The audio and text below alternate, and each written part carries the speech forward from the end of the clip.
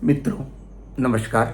मैं सुबोध सिंह शिवगीत आज कृष्ण जन्माष्टमी के अवसर पर भगवान श्री कृष्ण के बारे में कुछ संवाद, कुछ बातें, कुछ जो अपने भीतर है आपके सामने रखना चाहता हूँ। किस्सा कहानियों की दुनिया में भगवान श्री कृष्ण की कथा अगर न हम कहे आप न सुने तो हमको लगता है भगवान श्री कृष्ण की कथा के बगैर ये भारत की कथा कहानियों की श्रृंखला कहीं न कहीं अधूरी है। भगवान श्री कृष्ण जिस युग में भारत में आए वह युग त्रेता के बाद, भगवान श्री राम के बाद का युग अर्थात द्वापर का युग है। कहा जाता है कि अपने देश में 4 युगों की कल्पना है। सतयुग में धर्म के 4 चरण होते हैं, त्रेता में 3 चरण होते हैं, द्वापर में 2 चरण होते हैं और कलयुग में धर्म का 1 चरण होता है।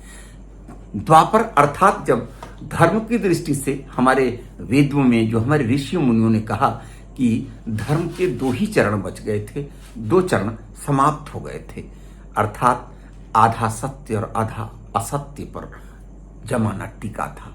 ऐसे काल में भगवान श्री कृष्ण का आगमन भादो अष्टमी तिथि को रात्रि के दोपहर बने अर्थात 12 बजे कृष्ण का जन्म हुआ था मथुरा के कारागार में।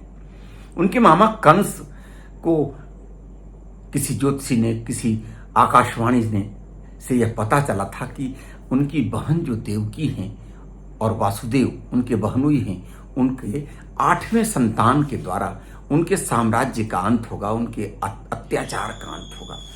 कारागार में अपनी बहन देवकी को बंद कर दिया और भादो अष्टमी तिथि जब एकदम अंधेरी, घोर अंधेरी रात में भगवान श्री कृष्ण का जन्म होता है। भगवान कृष्ण के आगमन के साथ कहा जाता है कि जेल के सारे दरवाजे खुद खुल गए और वसुदेव और देवकी ने निर्णय लिया कि अब इस बच्चे को बचाना है तो नंद बाबा के यहाँ ले जाकर पहुंचा देने की कल्पना हुई और रात में सारी परिस्थितियां अनुकूल हो गई चूंकि देवता का आगमन हुआ है। हमारे शास्त्रों ने लिखा है कि यदा यदा ही धर्मस्य ग्लानिर्भवति भारत अभ्युत्थानम धर्मस्य तदात्मनम सृजाम्यहम्। भगवान श्री कृष्ण का आगमन हुआ और वहां बचने की कोई स्थिति नहीं थी। अगर सुबह पता चलता कि मेरी बहन देवकी को पुत्र रत्न की प्राप्ति हुई है तो निश्चित मानिए कि कंस तो उनका वही हाल करता जो उनके पूर्व के भाई बहनों का किया था, देवकी के संतानों का किया था। माता देवकी जो अपने बच्चे को, एक माँ कभी भी पहले रात नहीं छोड़ सकती मगर पुत्र की रक्षा के लिए मां तैयार हो जाती है और नंद बाबा के यहाँ ब्रज पहुंचा दिए जाते हैं भगवान श्री कृष्ण। भगवान श्री कृष्ण का लालन पालन ऐसी सामान्य स्थितियों में हुआ जैसे इस देश के सामान्य बच्चे होते हैं। सूरदास ने लिखा है कि घुटरू ने चलत रेणु तन मंडित मुख दधि लेप किए। हमारे श्री कृष्ण जब ब्रज की खोरियों में घूमते थे तो एक सामान्य बच्चे की तरह घूमते थे। जैसे आज गरीब परिवारों के हम जो बच्चे हैं वो गलियों में, खोरी में घूमते हैं, उनके बदन पर धूल मिट्टी लगे होते हैं, वैसे ही कृष्ण का लालन पालन हुआ और समय के अनुसार वो अपने ग्वाल बाल उस कमजोर शक्ति को, जो कमजोर थी, दलित थी, जिसको हम उस समय संकटग्रस्त शक्ति कहते हैं, उन छोटे छोटे बच्चों की शक्ति को लेकर, ग्वाल बालों की शक्ति को लेकर भगवान श्री कृष्ण, तब श्री कृष्ण नहीं बने थे, अपने ग्वाल बाल सखाओं के साथ आकर मथुरा में उस अत्याचारी, उस अनाचारी कंस का वध करते हैं, अपने नाना का साम्राज्य वापस लौटाते हैं, अपने माता पिता को मुक्त कराते हैं और फिर वहां से शुरू होती है कृष्ण की संघर्षी चेतना। कृष्ण अपने राष्ट्र में जो विजाती शक्तियां थी, जो विधर्मी शक्तियां थी, विधर्मी का मतलब कोई दूसरा धर्म नहीं होता है, अपने धर्म के अंदर भी जो धर्म और कर्म से अलग होकर, कर्तव्य पथ से अलग होकर सिर्फ अधिकार चाहने वाले लोगों की जो क्षमता बढ़ गई थी, उसके नाश के लिए भगवान श्री कृष्ण कृत संकल्प होते हैं। देश में जितनी वैसी शक्तियां जो अनाचार कर रही थी, देश की जनता को तंग कर रही थी, अपनी अपनी शक्ति के संचार, अपने शक्ति के विस्तार के लिए, अपनी सत्ता के मद में जनता का शोषण कर रही थी, लगभग उन तमाम शक्तियों को पूरे देश में घूम फिरकर उनका समापन करते हैं। और समापन के बाद भगवान श्री कृष्ण जब देखते हैं कि हम भारत में पूरी भारतीय एकता बनाए रखने में कहीं न कहीं हर तरफ संकटग्रस्त स्थिति आती है, तो अंत में महाभारत की स्थिति आती। कौरव और पांडव लड़ने के लिए तैयार हैं। उनके रिश्तेदार थे पांडव, करीबी रिश्तेदार थे, उनके बुआ के बेटे थे, तो उनके चचेरे भाई भी उनके रिश्तेदार थे। कमोबेश पूरा देश इन दो गुटों में बट जाता है। कुछ लोग अत्याचारी और अनाचारी, जो दुर्योधन है उसके पक्ष में, कौरवों के पक्ष में होते हैं, कुछ लोग पांडवों के पक्ष में होते हैं। मगर भगवान श्री कृष्ण उन 5 पांडवों की ओर जाते हैं, 100 कौरवों की ओर नहीं जाते हैं। आज का जो कृष्ण है, आज की जो जनता है, वो भीड़ देखती है, भीड़ की ओर चली जाती है। मगर तब जब हमारा कृष्ण आया था तो वो भीड़ की ओर नहीं जाता है, वह गुणवत्ता की ओर जाता है, गिनती की ओर नहीं जाता है। आज हम प्रजातंत्र में देखते हैं कि हम लोगों से पूछते हैं चुनाव के पहले कि भैया तुम किधर जा रहे हो। जिधर लोग ज्यादा वोट देते रहते हैं हम भी उधर वोट देने चले जाते हैं। भगवान श्री कृष्ण से हमको ये संदेश लेना चाहिए कि हमारे भगवान श्री कृष्ण अगर गिनती की ओर मुड़ गए होते, आज भी जनता जनार्दन है और तब वो जनार्दन थे, अगर 105 में से 100 की गिनती देखकर वो कौरवों की ओर चले गए होते तो असत्य विजयी हो जाता। मगर जब कभी भी भगवान किसी को दर्जा तभी प्राप्त होता है जब वह न्याय का पक्ष लेता है। क्यों नहीं 5 गिनती में पांडव थे मगर उनके पक्ष में न्याय था। उनकी पत्नी द्रौपदी का चिरहरण किया गया था भरे समाज में, जहां बड़े बड़े कृपाचार्य थे, भीष्म पितामह थे, द्रोणाचार्य थे, कुलगुरु कुलश्रेष्ठ सब बैठे हैं और एक कुलवधू नंगी की गई। तो भगवान श्री कृष्ण उस कमजोर के पक्ष में खड़े होते हैं और द्रौपदी के पक्ष को लेते ही लेते हैं। मगर कौरव और पांडव में जब पूरा देश बट रहा था, 2 टुकड़ों में युद्ध की स्थिति टाली नहीं जा सकती थी, तब भी भगवान श्री कृष्ण ने, आज तो जनार्दन जनता क्या कर रही नहीं जानता, मगर उस समय का जनार्दन 5 की ओर जाता है और होता यही है कि 5 पांडवों की विजय होती। आज विश्व में भगवान श्री कृष्ण का जो चरित्र है, जो सीखने लायक बातें हैं, मैं आपके सामने कुछ बातें रख रहा हूं। भगवान श्री कृष्ण हमारे प्रभु हैं, हमारे परमेश्वर हैं। आज से 5000 साल पहले, 5,500 साल पहले, युगाब्द जो हमारा है 5225 जो ईस्वी सन है, उससे 3102 जोड़ दीजिए तो 3 और 2 5123 तो 25, यानी 5125 साल पहले युधिष्ठिर का राज्याभिषेक हुआ था। यानी उसके पहले श्री कृष्ण थे और श्री कृष्ण ने जो कुछ भी किया आपके सामने है। अन्याय और अत्याचार के खिलाफ लड़ते हुए महाभारत में पांडवों का पक्ष लिया और पांडव विजयी हुए। भगवान श्री कृष्ण अपनी संघर्षी चेतना के बल पर पांडवों के पक्ष में खड़े होकर भी न्याय का पक्ष लेते रहे और उन्होंने जो गीता में वचन कहे, आज भी पूरे विश्व साहित्य के पास भगवान की कही हुई वाणी अगर किसी देश के पास है तो वह भारत है। भगवान श्री कृष्ण के पहले और उसके बाद भी विश्व के पास कोई ऐसा साहित्य नहीं है जिसमें हम कह सकें कि ये भगवान का वचन है, मगर गीता भगवान श्री कृष्ण का वचन है। उनकी 2 पंक्तियों जो आरंभ और अंत से मैं आपसे बात करना चाहता हूं।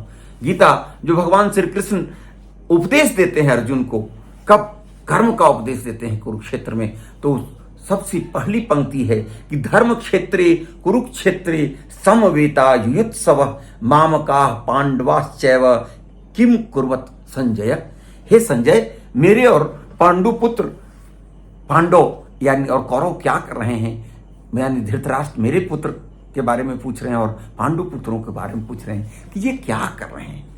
ये पुस्तक आरंभ होती है जो गीता है पूरे विश्व के लिए। आज भी हम भारत के लोग शपथ लेते हैं और मानते हैं कि विश्व के पास, हमारे पास जो एक ऐसा साहित्य है जो विश्व के पास नहीं, भगवान कहीं स्वयं कुछ नहीं लिखे, मगर हमारे यहाँ भगवान जो बोल कर गए अर्जुन को, वो हमारे पास है गीता के रूप में, भगवत गीता के रूप में। और आज भी इसको विश्व में सबसे पवित्र ग्रंथ होने का दर्जा प्राप्त है, क्योंकि इसमें अधिकार ही नहीं, कर्तव्य की बातें हैं। इसमें सिर्फ भाग्य नहीं, कर्म की बातें लिखी हैं। एकमात्र पुस्तक ऐसी है जिसमें भगवान श्री कृष्ण ने संदेश दिया है कि कर्मण्येवाधिकारस्तु मा फलेषु कदाचन। व्यक्ति तुम्हारे हाथ में सिर्फ कर्म करना है, फल तो हमेशा ऊपर वाले के हाथ में है। ऊपर वाला कोई भी हो सकता है, अर्थात बगैर कर्म के हम जीवन में सफल नहीं हो सकते। हम जीवन में अगर सफलता चाहते हैं तो कृष्ण के इस संदेश को मानना पड़ेगा कि कर्म हमारे हाथ में है, फल हमारे हाथ में नहीं।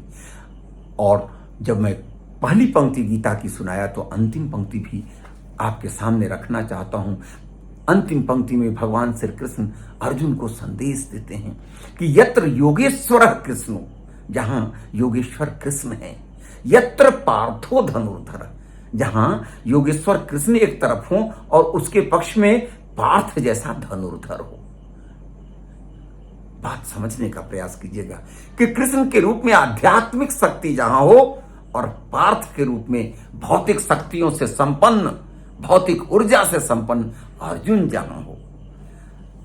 यत्र योगेश्वर कृष्णो यत्र पार्थो धनुर्धर तत्र श्रीर विजयो, वहां ही श्री है, वहां ही विजय है। भूतिर ध्रुवा, ये ध्रुव सत्य है। नीतिर मतिर मम, नीति भी यही कहती है, मति भी यही कहती है, यही ध्रुव सत्य है कि दुनिया में वही विजय हो की कामना की जा सकती है जहां आध्यात्मिक शक्ति और भौतिक शक्तियों का मिलन हो। कृष्ण की इस गीता की अंतिम पंक्ति से मैं थोड़ी बातें आपके सामने करूं कि आज दुनिया में हम भूल जाते हैं कि भौतिक शक्ति और आध्यात्मिक शक्ति को अलग चलने लगते हैं। विश्व के वो सारे देश जहां भौतिक शक्ति आ गई, वहां आध्यात्मिक शक्तियों का ह्रास होने लगा। कोई फ्राइड आ जाता है, कोई दूसरा सिद्धांत करने वाला आता है, कहने लगता है जहां ज्ञान बढ़ गया तो अध्यात्म की कोई जरूरत नहीं है। मगर भारत एक ऐसा देश है कि जिसके सारे धार्मिक ग्रंथों में विज्ञान निहित है, छुपा है। हम अगर योग भी करते हैं आध्यात्मिक दृष्टि से तो उसमें एक तरफ विज्ञान है तो एक तरफ भौतिकता भी है। भगवान श्री कृष्ण ने गीता के इस अंतिम श्लोक से यह हमें स्थापित या हमें बताना चाहा है कि दुनिया में अगर सफल होना है तो कृष्ण और अर्जुन का समन्वय करना होगा। अर्थात आध्यात्मिक शक्तियां और भौतिक शक्तियों का जब समन्वय होगा, मिलन होगा, वहीं श्री हो, वहीं विजय संभव है। ये ध्रुव सत्य है।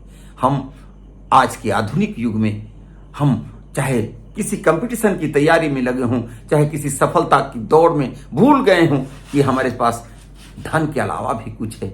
आज दुनिया में धन तो बहुत लोगों ने अर्जित कर लिया है मगर चैन खो चुके हैं लोग। और आज इस देश, इस दुनिया को कृष्ण की इस अंतिम श्लोक से ज्ञान लेने की जरूरत है। यत्र योगेश्वर कृष्णो यत्र पार्थो धनुर्धर, अर्थात आध्यात्मिक शक्ति और भौतिक शक्तियों का समन्वय करने के माध्यम से जो विजय प्राप्त होगा वह स्थायी विजय होगा। आज हम अपने परिवार को लें, अपने गांव को लें, अपने शहर को लें, अपने राज्य को लें, अपने देश को लें, अपनी दुनिया को लें, सारे के सारे लोग भौतिक उपलब्धियों के पीछे तो दौड़ते चले जा रहे हैं, भाग रहे हैं दौलत के पीछे, ऐसे जैसे लगता है कि दौलत में ही सुख है। मगर सच्चाई है कि हम दौलत के बल पर गद्दा तो खरीद सकते हैं डंडप की, मगर नींद नहीं कर सकते। हम अच्छे भोजन तो, व्यंजन तो खरीद सकते हैं मगर भूख नहीं कर सकते। हम बेचैनी तो खरीद सकते हैं मगर चैन और शांति नहीं खरीद सकते। हम जीवन को अगर खुशहाल और शांत बनाना चाहते हैं, हम आनंद में अपना जीवन गुजारना चाहते हैं, तो जो प्रेम का देवता हमारे बीच कृष्ण है, उस कृष्ण से यह सीखना होगा कि जब तक हम मुरली नहीं बजाएंगे, बांसुरी वादन नहीं करेंगे, जब तक हम इस दुनिया के हथियारों से अलग होकर, कृष्ण भी एक बार हथियार उठाते हैं मगर पूरी जिंदगी बांसुरी वादन करते रहते हैं। वो चाहे सखियां हो, उनकी राधा हो या तमाम ग्वाल बाल हों, कृष्ण तो हमेशा बांसुरी बजाता रहा है। बहुत सारे देवता आए होंगे, कोई परशु लेकर आए, कोई धनुष्वान लेकर आए, कोई वज्र लेकर आए। एकमात्र देवता हमारा कृष्ण है जो नौवा, जो हमारे दशावतार में 8वें अवतार हैं, वो हैं कृष्ण जो बांसुरी बजाते हैं। परशुराम को फरसा उठाना पड़ता है, राम को धनुष्वान उठाना पड़ता है, मगर कृष्ण ही एक ऐसे हैं जो जीवन में कभी भी हथियार नहीं उठाते। दुनिया को प्रेम का संदेश देते हैं। जिस राधा से प्रेम करते हैं वो निश्चल प्रेम है। जानकी वल्लभ शास्त्री ने लिखा है कि राधिका न कोई नारी एक, भावना वह हृदय हारी एक। आज हम जिस राधा को खोजे चल रहे हैं, राधे राधे करते हैं, सच्चाई ये है कि भारत भावनाजीवी देश है। राधा स्वयं एक भावना है। राधिका न कोई नारी एक, भावना वह हृदय हारी एक, रक्त मज्जा की नहीं वह देह, राधिका का अर्थ निश्चल ने, राधिका का अर्थ निश्चल ने। अर्थात कृष्ण नेह का देवता है, प्रेम का देवता है, राष्ट्र को एकजुट बनाने का देवता है। राष्ट्र से जो विजाति विधर्मी शक्तियां थी, जो अत्याचार और अनाचार के बल पर राष्ट्र पर अपना कब्जा मानती थी, उनके खिलाफ खड़ा होने वाले भगवान का नाम है, जिसने भारत को गीता जैसा वचन दिया और यह संदेश दिया कि यत्र योगेश्वर कृष्णो यत्र पार्थो धनुर्धर तत्र श्रीर्विजयो ज्योतिर्ध्रुवा नीतिर्मतिर्मम। यहाँ आध्यात्मिक और भौतिक शक्तियों का समन्वय होगा, वही विजय है, वही सफलता है। आज कृष्ण जन्माष्टमी के अवसर पर मैं कृष्ण की इस पंक्ति को पल पल मानता हूं कि अपने जीवन में अगर भौतिक उपलब्धि के पीछे अब दौड़ते हैं तो आध्यात्मिक उपलब्धियों को छोड़िए मत। अगर सिर्फ आध्यात्मिक उपलब्धियों के पीछे भी रहेंगे तो आप नहीं चल सकते हैं। जीवन में मस्तिष्क और हृदय के समन्वय की आवश्यकता है। जब कभी भी मस्तिष्क 10 हुआ है तो हम रावण हो गए हैं, अर्थात भौतिक शक्तियां 10 हो जाएं और हृदय 1 रह जाए तो भी जीवन संतुलित नहीं हो सकता, और हृदय 10 हो जाए और मस्तिष्क 1 रह जाए तो भी जीवन संतुलित और खुशहाल नहीं हो सकता है। किसी दार्शनिक ने कहा है कि घोर भावुकता जीवन का अधूरापन है, कि कोरी भावुकता जीवन का अधूरापन है जिसमें सिर्फ हृदय ही है, और कोरी भौतिकता जिसमें सिर्फ दिमाग है जीवन का अपमान है। कोरी भावुकता जीवन का अधूरापन है और कोरी भौतिकता जीवन का अपमान है। हम कृष्ण से यही संदेश ग्रहण करते हैं। हम अपने मित्रों, अपने भाइयों को, अपने देशवासियों को कृष्ण जन्माष्टमी के अवसर पर यह बताना चाहते हैं कि गीता के इस वचन को लेकर चलिए कि जब तक हम कर्म नहीं करेंगे तब तक मुझे सफलता नहीं मिलेगी। कर्मण्येवाधिकारस्तु मा फलेषु कदाचन, अर्थात कर्म के मार्ग पर हमेशा तत्पर रहना है, मगर आध्यात्मिक और भौतिक शक्तियों का समन्वय योग बिठाना जरूरी है। जब कर्म में और धर्म में योग होगा, आध्यात्म और भौतिकता का समन्वय होगा, तभी हम श्री कृष्ण के देश को लोग श्री कृष्ण की जन्माष्टमी मनाने के लायक हो सकते हैं। चाहे दुनिया में अत्याचारी अनाचारी लोग जितने बढ़ जाएं, कृष्ण तो हमेशा छोटा सा प्रेम का रूप लेता है, बांसुरी और मुरली बजाता है, और मुरली बजाकर ही बड़े बड़े आताइयों अत्याचारियों का नाश कर देता है और धर्म की स्थापना करके इस दुनिया से जाता है। और कृष्ण के जाते के साथ दुनिया में, भारत में, भारतीय व्यवस्था के अनुसार कलयुग का आगमन होता है। युधिष्ठिर के जाते जाते फिर कलयुग का आगमन होता है। आज कृष्ण जन्माष्टमी के अवसर पर कृष्ण से जो मैंने सीखा है, मैंने महसूस किया है कि जो काम आदमी मुस्कुरा कर सकता है वह क्रोध से नहीं कर सकता है। कृष्ण हमेशा मुस्कुराते हुए हर युद्ध को जीतते रहे हैं। आज भी हमको जीतना है तो कृष्ण से मुस्कुराहट लेनी होगी, कृष्ण से मुरली के वो तान लेने होंगे। जब तक हम वाद, संगीत, गीत, साहित्य, आध्यात्म, दर्शन के साथ मिलकर अपनी उपलब्धियों को, भौतिक उपलब्धियों को आगे नहीं ले जाएंगे, तब तक ये हमारी उपलब्धियां स्थायी नहीं हैं। अर्थात भारत के अस्थायी विकास के लिए जरूरी है कि भौतिक और आध्यात्मिक दोनों शक्तियों का समन्वय करें। इसीलिए स्वामी विवेकानंद ने कहा था कि हम एक वैसे भारत का निर्माण करना चाहते हैं जो मुख में, मस्तिष्क में, हृदय में वेद की वाणी को भी रखता और हाथ में लैपटॉप और कंप्यूटर भी रखता है। आज मेरे नौजवान मित्रों, कृष्ण जन्माष्टमी के अवसर पर मैं आपसे एक संदेश देना चाहता हूं कि अगर आप कृष्ण के देश के लोग हैं, आप विपरीत परिस्थितियों में भी हैं, तो मुस्कुराना मत छोड़िए। कृष्ण मुस्कुराते हुए पूरे युद्ध को जीता था और भारत को अत्याचार से मुक्त कराकर एक सफल राष्ट्र बनाकर गया था। हम अपने जीवन की सफलता, अपने गांव की सफलता, अपने राज्य या राष्ट्र की सफलता चाहते हैं तो आध्यात्मिक और भौतिक दोनों ही दिशा में अपने आप को समृद्ध करना होगा। जब तक हम भौतिक रूप से समृद्ध नहीं होंगे, जब तक हम आध्यात्मिक रूप से समृद्ध नहीं होंगे, ये सुख, ये शांति, ये चैन, ये आनंद की कल्पना संभव नहीं है। कृष्ण जन्माष्टमी के पावन अवसर पर मैंने गीता के इस वचन के माध्यम से कि हम भौतिक और आध्यात्मिक शक्तियों का समन्वय करें, यत्र योगेश्वर कृष्णो यत्र पार्थो धनुर्धर, दोनों को जब तक मिलाएंगे नहीं, कृष्ण के रूप में भौतिक शक्ति, आध्यात्मिक शक्ति और अर्जुन के रूप में भौतिक शक्ति का जब समन्वय होगा, तभी भारत इंडिया नहीं भारत बन सकेगा, पुनः अपने खोए हुए वैभव को प्राप्त कर सकेगा। भारत के समस्त लोगों को कृष्ण जन्माष्टमी के इस पावन अवसर पर मैं नमन करते हुए भौतिक और आध्यात्मिक शक्तियों के समन्वय के माध्यम से खुशहाल भारत के निर्माण की शुभकामनाएं, मंगल कामनाएं देता हूं। अगर मेरी बातें अच्छी लगी हो तो अपने मित्रों को, चैनल को सब्सक्राइब करेंगे, शेयर करेंगे और अपने विचार से अवगत करा सकेंगे, ताकि मैं पुनः ऐसी ही किसी कथा, किसी कहानी के साथ आपके बीच आ सकूं। जय श्री कृष्णा, राधे राधे।